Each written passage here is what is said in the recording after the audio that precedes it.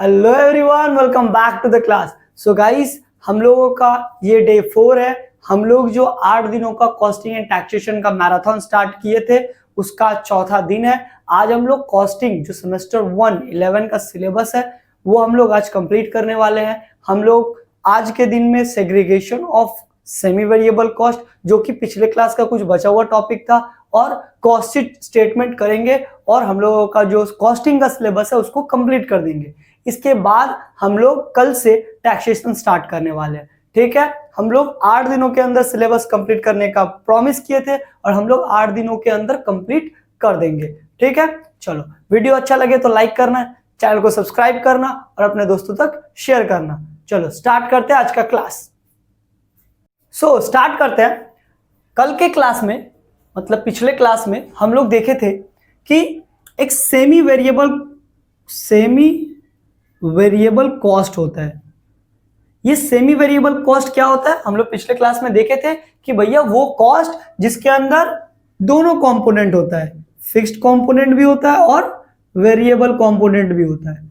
मतलब इसमें fixed cost भी होता है, वेरिएबल कॉस्ट भी होता है। कुछ पोर्शन फिक्स्ड होता है, कुछ पोर्शन वेरिएबल होता है। बट अब बात यह है कि भैया जब हम लोग कॉस्ट ऑफ प्रोडक्शन सही हम लोगों को मेजर करना होता है, जब लोगों को सही कॉस्ट ऑफ प्रोडक्शन मेजर करना है, या फिर उस पे से उस कॉस्ट ऑफ प्रोडक्शन या फिर कॉस्ट शीट से हम लोगों को डिसीजन लेना है, हम लोगों को कोई डिसीजन लेना है। तो जब वो डिसीजन लेना है तो मेरे को ये पता करना होगा कि सेमी वेरिएबल कॉस्ट में कितना पोर्शन फिक्स्ड कॉस्ट है, कितना पोर्शन वेरिएबल कॉस्ट है। इसके लिए मेरे को सेमी वेरिएबल कॉस्ट से फिक्स्ड पोर्शन को अलग करना होगा, वेरिएबल पोर्शन को अलग करना होता है। तो ये जो हम लोग अलग कर रहे हैं, सेमी वेरिएबल कॉस्ट से फिक्स्ड पोर्शन को अलग कर रहे हैं, वेरिएबल पोर्शन को अलग कर रहे हैं, इसी का नाम है segregation of semi variable cost. क्या है? Segregation of semi variable cost. समझ में आया? हम लोग सेमी वेरिएबल कॉस्ट से जो फिक्स्ड पोर्शन और वेरिएबल पोर्शन को अलग करते हैं, इसी का नाम है segregation of semi variable cost. अब सेमी वेरिएबल कॉस्ट को सेग्रीगेट करने का दो मेथड है। क्या है? दो मेथड है, हाई एंड लो मेथड, और दूसरा होता है इक्वेशन मेथड। दूसरा क्या है? Equation method. पहला है हाई एंड लो मेथड, दूसरा है equation method. High and low method में क्या होता है? हम लोग लोएस्ट क्वांटिटी जो प्रोडक्शन करते हैं उसके लिए जो मेरे को लोएस्ट क्वांटिटी जो हम लोग प्रोड्यूस कर रहे हैं उसके लिए जो मेरे को सेमी वेरिएबल कॉस्ट लगता है, उसके साथ कंपैरिजन करते हैं जो हाईएस्ट नंबर ऑफ हम लोग क्वांटिटी प्रोड्यूस कर रहे हैं उसके लिए कितना सेमी वेरिएबल कॉस्ट लग रहा है। ठीक है, हम लोग इसको एक सम्स के थ्रू देखते हैं, इसको एग्जाम्पल के थ्रू इसको समझने का कोशिश करते हैं। ठीक है, हम लोगों का segregation of semi variable cost में पहला जो मेथड है वो है हाई एंड लो मेथड। पहला क्या है? High and low method. तो देखते हैं हाई एंड लो मेथड में हम लोग सम्स करते हैं।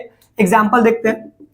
बोल रहा है हाईएस्ट यूनिट ऑफ प्रोडक्शन हो रहा है, एक कोई भी कंसर्न है जिसमें 28,000 यूनिट का प्रोडक्शन हो रहा है। 28,000 यूनिट का प्रोडक्शन हो रहा है। उस 28,000 यूनिट का प्रोडक्शन के लिए हम लोगों को 1,44,000 का खर्चा हो रहा है। क्या खर्चा हो रहा है? सेमी वेरिएबल कॉस्ट खर्चा हो रहा है 1,44,000 का।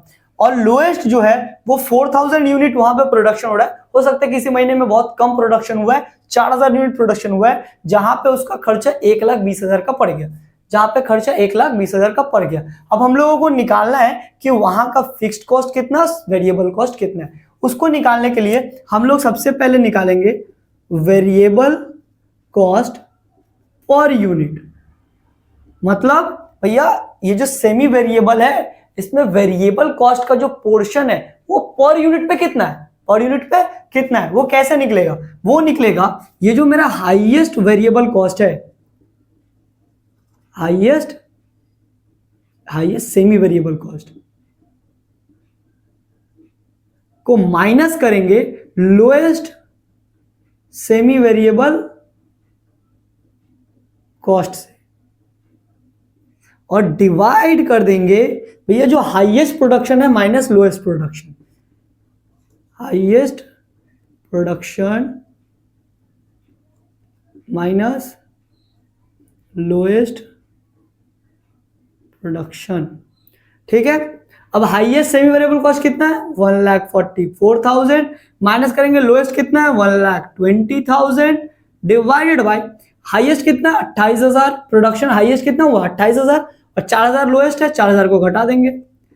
1,44,000 में से 1,20,000 1,44,000 में 1,20,000 जाएगा तो 24,000 आएगा, डिवाइड बाय 28,000 में 4,000 आएगा तो 24,000 आएगा, डिवाइड करेंगे ₹1 आएगा पर यूनिट, ₹1 आएगा per unit variable cost, per unit variable cost मतलब एक यूनिट प्रोडक्शन के लिए मेरे को ₹1 का वेरिएबल कॉस्ट खर्चा होता है। अब मेरे को जब वेरिएबल कॉस्ट पता चल गया तो हम लोग यहां से फिक्स्ड पोर्शन निकाल सकते हैं। हाँ निकाल सकते हैं। कैसे निकालेंगे हम लोग, या तो फॉर्मूला लगा सकते हैं या फिर सीधा निकालो। So total semi variable cost equal to fixed cost plus variable cost. तो एक सेमी वेरिएबल कॉस्ट निकालने के लिए उसके अंदर फिक्स्ड पोर्शन होता है, वेरिएबल पोर्शन होता है। सेमी वेरिएबल अगर हम लोग पहला लेते हैं तो 1,44,000 का लगा है, फिक्स्ड कॉस्ट हमको नहीं पता है, वेरिएबल कॉस्ट 28,000 यूनिट का प्रोडक्शन हुआ है और एक यूनिट बनाने के लिए ₹1 का खर्चा हुआ तो 1 से मल्टीप्लाई कर देंगे तो 1,44,000 equal to fixed cost plus 28,000। 28,000 को इधर लेके आएंगे तो 1,44,000 minus 28,000 equal to fixed cost, मतलब 1,16,000 रुपया फिक्स्ड कॉस्ट आ गया। समझ में आ गया।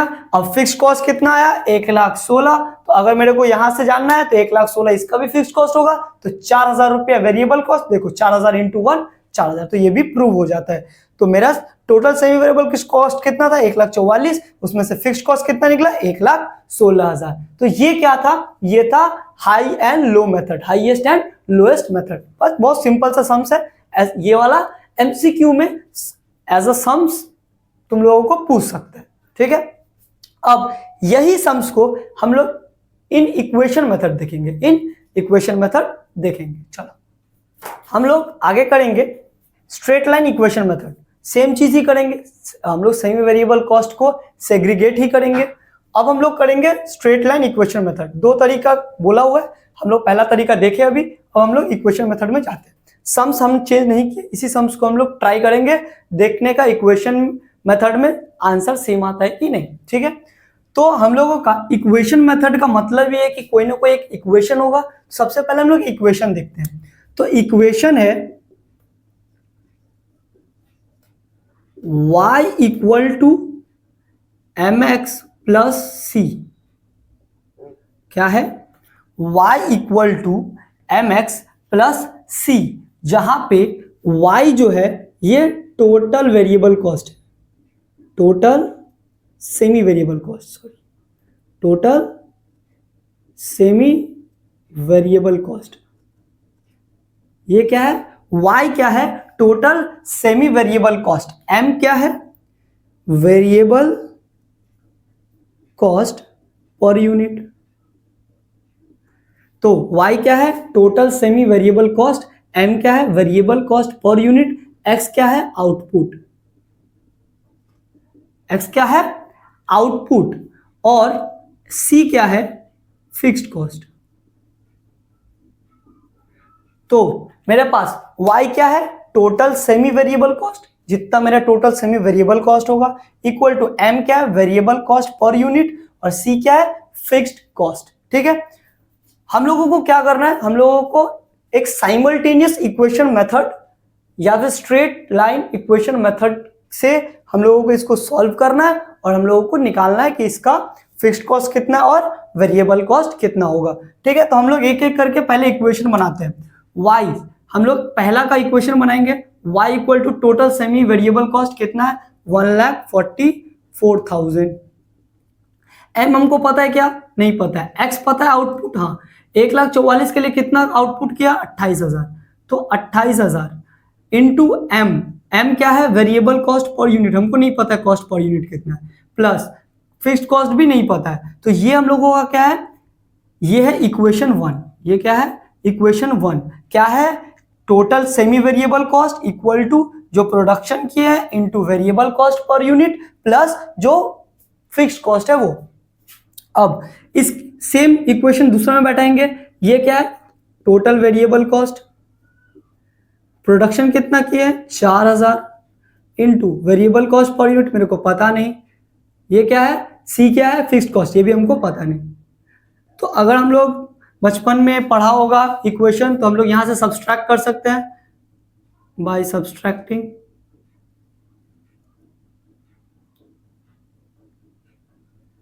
ठीक है। इसको घटाएंगे कितना आएगा, बी 24,000, 28,000 एम से 4,000 एम को माइनस करेंगे तो यहां तुम लोग ऐसे भी नहीं करके सीधा 28,000 एम और 4,000 एम भी लिख सकता था, तो यहाँ 24,000 एम आ जाएगा, सी और सी कट जाएगा, ये आएगा 24,000 इक्वल टू 24,000 एम, ठीक है। यहाँ पे हम लोग 24,000 यहाँ मल्टीप्लाई में है तो नीचे ला के 24,000 डिवाइड में तो एम आ जाएगा, क्या आया एम 1, एम क्या है 1 है। अब एम क्या है भैया, एम जो है वेरिएबल कॉस्ट पर यूनिट है, क्या है, वेरिएबल कॉस्ट पर यूनिट, मेरा वेरिएबल कॉस्ट पर यूनिट कितना आया 1, और अभी जो हम लोग हाई एंड लो मेथड किए उसमें भी वेरिएबल कॉस्ट पर यूनिट कितना आया था 1, इसमें भी आया 1। अब हम लोग अब ये जो m है इसको इक्वेशन या तो 1 में डालो या तो 2 में डालो, हम लोग इक्वेशन 1 में डालते हैं, putting the value of m equal to 1 in equation 1, ठीक है। इक्वेशन 1 में डालेंगे तो 1,44,000 इक्वल टू 28,000 इंटू m कितना है 1 प्लस सी तो 1,44,000 इक्वल टू 28,000 प्लस सी इधर आ जाएगा 1,44,000 माइनस 28,000 इक्वल टू सी, इसको घटाएंगे तो 1,16,000 आ जाएगा।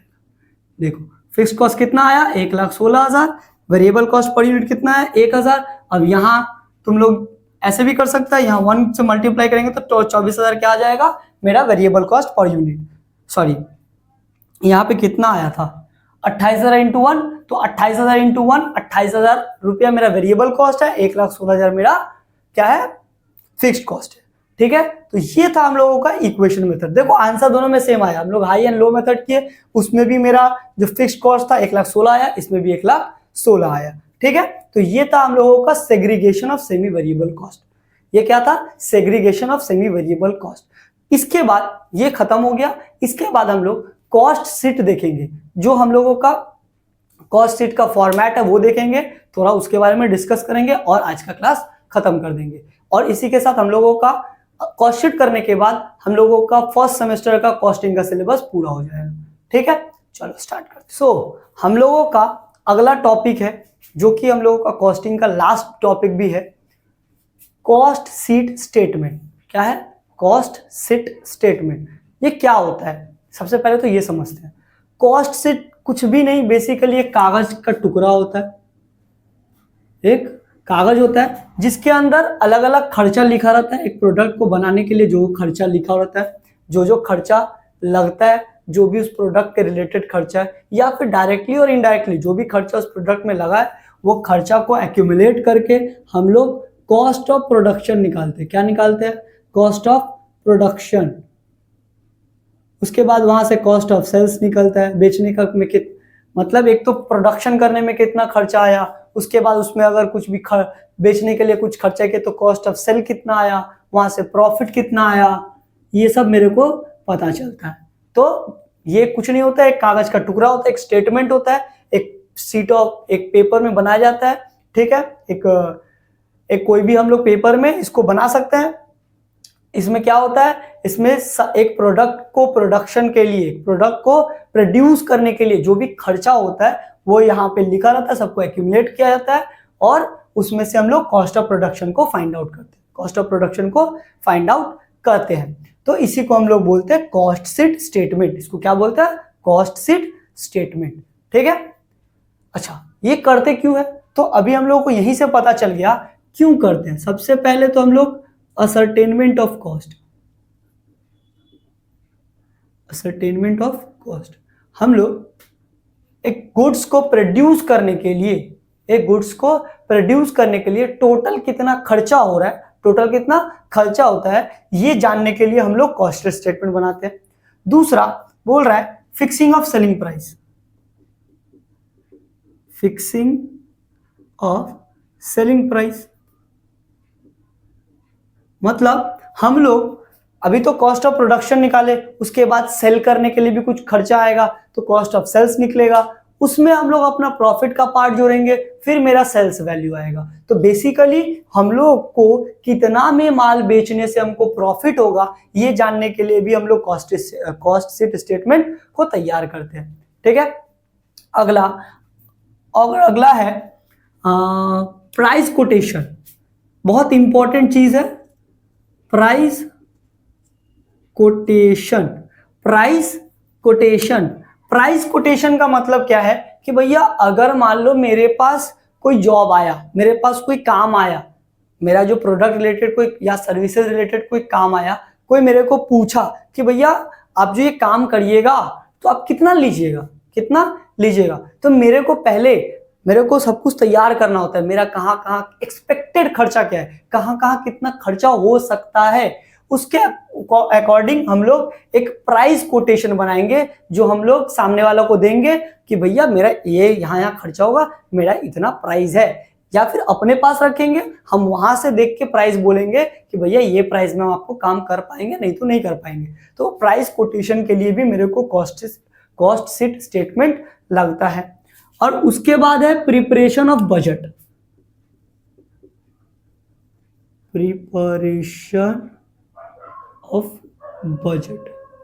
अब समझना, प्रिपरेशन ऑफ बजट का मतलब होता है कि हम लोग जो कॉस्ट शीट स्टेटमेंट है वो बजट बनाने के लिए भी करते हैं, क्योंकि मेरे को प्रीवियस ईयर में जो खर्चा हुआ था उसमें हो सकता है 5%, 2%, 10% का एक्सपेक्टेड इंक्रीमेंट हो सकता है, सामान का दाम बढ़ सकता है, लेबर बढ़ सकता है, तो सब कुछ का इंक्रीमेंट करके हम लोग आगे आने वाला खर्चा को हो सकता है कंट्रोल कर सकते हैं, आगे आने वाला खर्चा का बजट हम लोग तैयार कर सकते हैं कि कितना आगे खर्चा हो सकता है।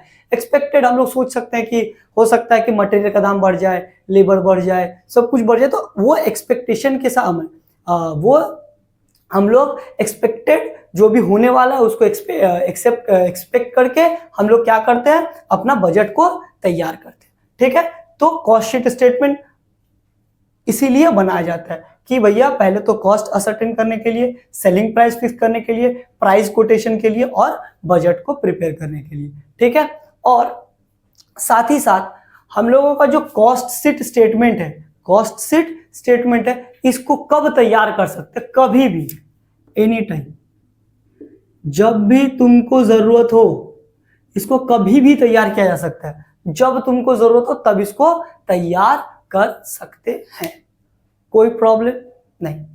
अब हम लोग देखते हैं परफॉर्मा ऑफ कॉस्ट शीट को बनाना कैसे। भैया अगर जोड़ना ही होता तब तो पेज में लिख के जोड़ते थे, इसका एक परफॉर्मा होता है, इसका एक स्ट्रक्चर होता है, इसका एक सिस्टम होता है, वही हम लोग देखेंगे, pro forma of cost sheet statement. ठीक है, अब हम लोग देखते हैं कॉस्ट शीट स्टेटमेंट का परफॉर्मा, कैसे हम लोग कॉस्ट शीट स्टेटमेंट को तैयार करेंगे। ठीक है, तो कॉस्ट शीट स्टेटमेंट बनाने के लिए ये परफॉर्मा होता है, सबसे पहले लिखते हैं इन द बुक्स ऑफ, जिसके किताब में हम लोग कर रहे हैं, जिसके अकाउंट्स में हम लोग ये कर रहे हैं, cost sheet statement, cost sheet statement बना रहे हैं तो कॉस्ट शीट स्टेटमेंट लिखेंगे फॉर द पीरियड, जिस भी पीरियड के लिए बना रहे हैं। यहाँ पे लिखेंगे आउटपुट, जितना हम लोग प्रोडक्शन करेंगे उसको यहाँ पे लिखेंगे, पर्टिकुलर अमाउंट 2 कॉलम करना है। सबसे पहले हम लोगों को लिखना है यहाँ पे रॉ मटेरियल कंज्यूम, क्या लिखना है, रॉ मटेरियल कंज्यूम, जितना भी रॉ मटेरियल कंज्यूम होगा उसको यहाँ पे लिख देना है। अच्छा, इसको स्टार मार्क्स करना है। रॉ मटेरियल कंज्यूम हम लोग को कभी कभी क्या दे देगा क्वेश्चन में, कभी कभी हम लोग को फाइंड आउट करना पड़ेगा। ठीक है, रॉ मटेरियल कंज्यूम के साथ ऐड करेंगे डायरेक्ट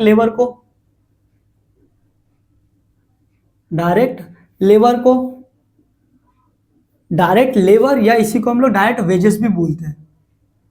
ठीक है, डायरेक्ट लेबर के साथ डायरेक्ट कोई खर्चा अगर है, एक्सपेंसेस है उसको प्लस कर दो।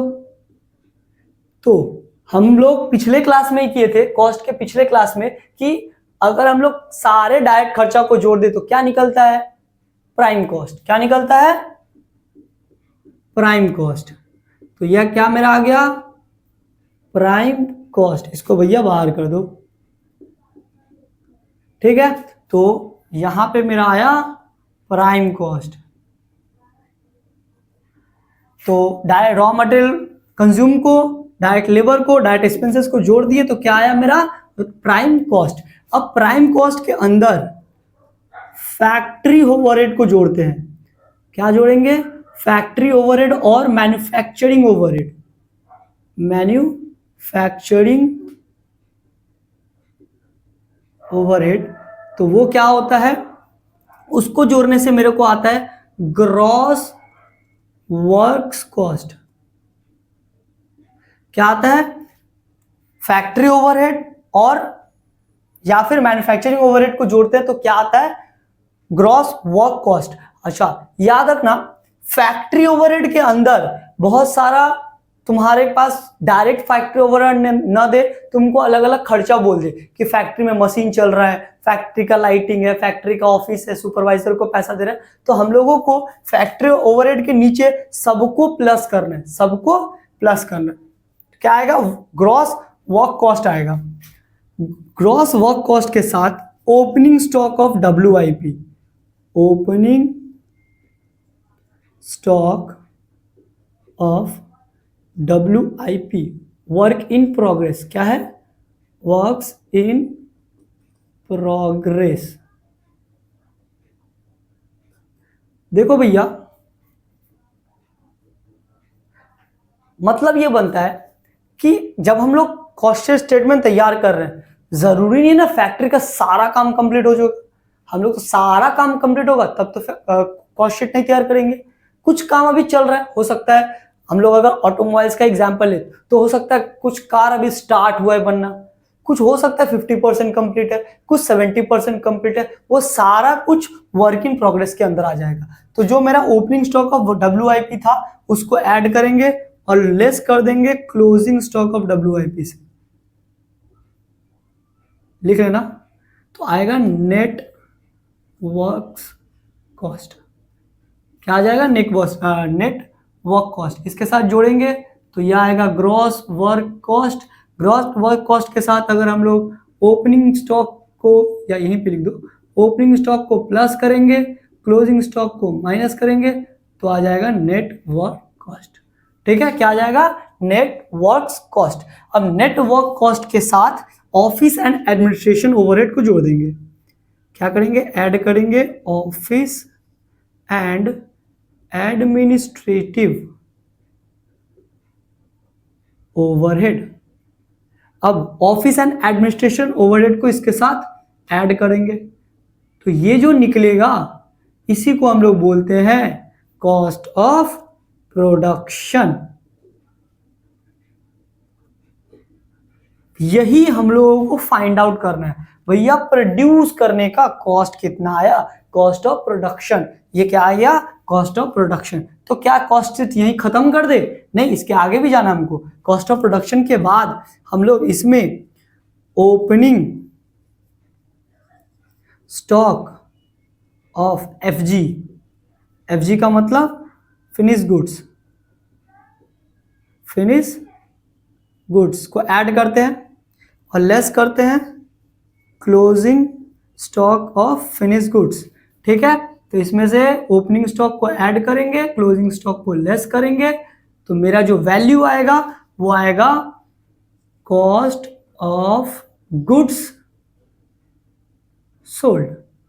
क्या जाएगा? कॉस्ट ऑफ गुड्स सोल्ड, जिस दाम पे हम लोग सामान को बेचे हैं। ठीक है, इसके बाद कॉस्ट ऑफ गुड्स सोल्ड जब मेरा आ जाए तो उसके साथ मेरे को सेलिंग एंड डिस्ट्रीब्यूशन ओवरहेड को जोड़ देंगे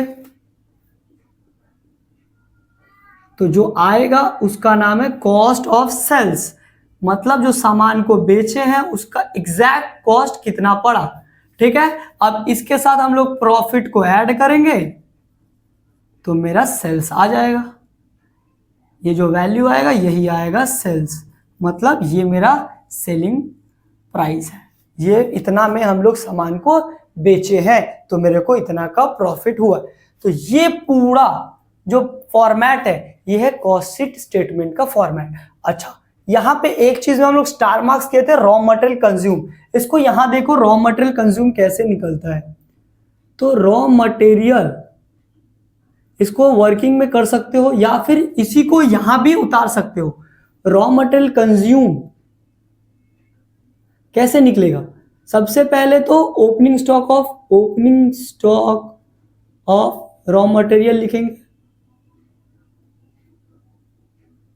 opening stock of raw material लिखेंगे, उसके साथ ऐड करेंगे परचेज, अगर कोई परचेज करते हैं, परचेज ऑफ रॉ मटेरियल। अच्छा, और अगर हम लोग कोई कैरेज दे रहे हैं, carriage on purchase of raw material, अगर हम लोग कैरेज दे रहे हैं रॉ मटेरियल का खरीदने पे तो उसको ऐड करेंगे। लेस करेंगे closing stock of raw material, इसमें से हम लोग closing stock of raw material को माइनस कर देंगे और यहां पे लेस करेंगे एबनॉर्मल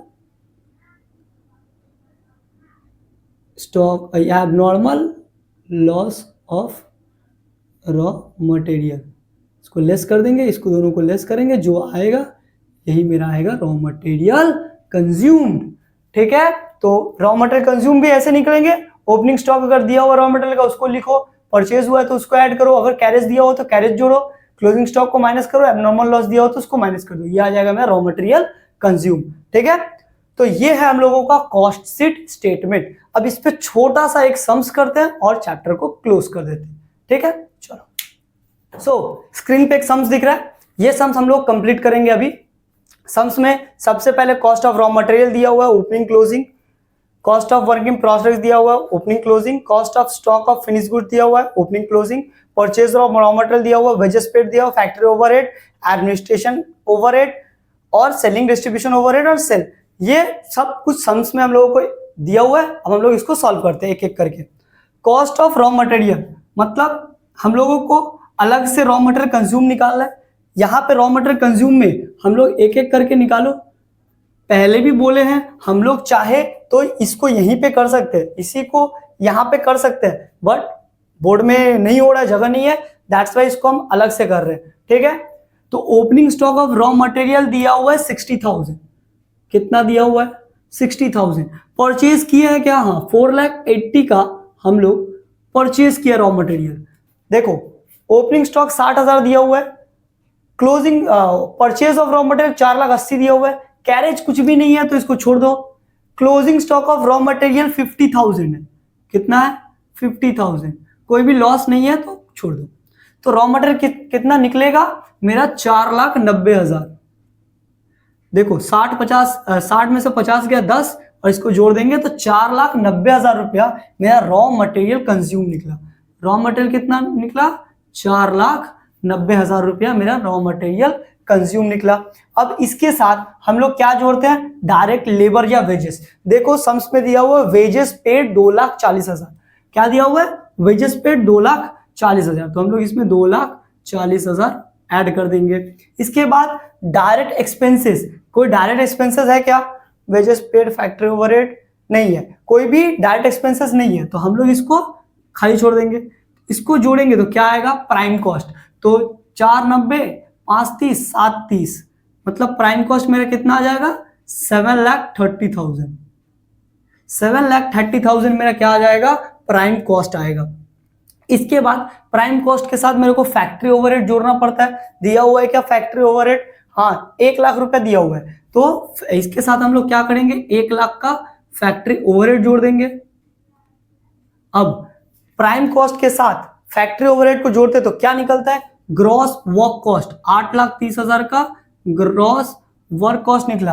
अब देखो यहाँ पे work in progress, opening closing दोनों दिया हुआ है, तो हम लोगों को ओपनिंग को प्लस करना है, क्लोजिंग को माइनस करना है। ओपनिंग में 12,000 है और क्लोजिंग में 15,000 है, तो 12,000 को प्लस करेंगे, 15,000 को माइनस करेंगे, तो यहाँ आ जाएगा 3000 माइनस 8,27,000, 8,27,000 क्या आया net work cost. Net work cost कितना आया 8,27,000। अब इसके बाद फैक्ट्री ओवरहेड हो गया, एडमिनिस्ट्रेशन ओवरहेड। इसके बाद हम लोग को ऑफिस एंड एडमिनिस्ट्रेशन ओवरहेड दिया हुआ है क्या, हाँ दिया हुआ है 50,000 रुपया, तो इसके साथ 50,000 रुपया जोड़ देंगे तो यहां से आ जाएगा कॉस्ट ऑफ प्रोडक्शन 8,77,000। तो नेट वर्क कॉस्ट के साथ हम लोग ऑफिस एंड एडमिनिस्ट्रेशन ओवरहेड को जोड़ेंगे 50,000, तो ये कॉस्ट ऑफ प्रोडक्शन कितना आया 8,77,000। इसके बाद ओपनिंग स्टॉक ऑफ एफजी को जोड़ना है और क्लोजिंग स्टॉक ऑफ एफजी को घटाना है। दिया हुआ है कि एफजी दिया हुआ है cost of stock of finish goods 90,000 plus होगा क्योंकि ओपनिंग स्टॉक 90,000 का है, और माइनस होगा 1,10,000 क्योंकि क्लोजिंग स्टॉक 1,10,000 का है।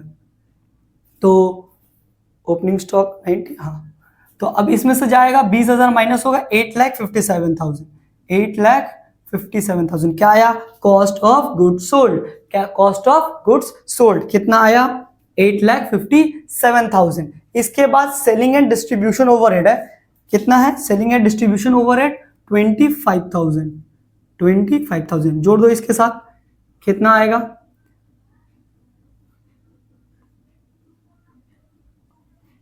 9,82 सॉरी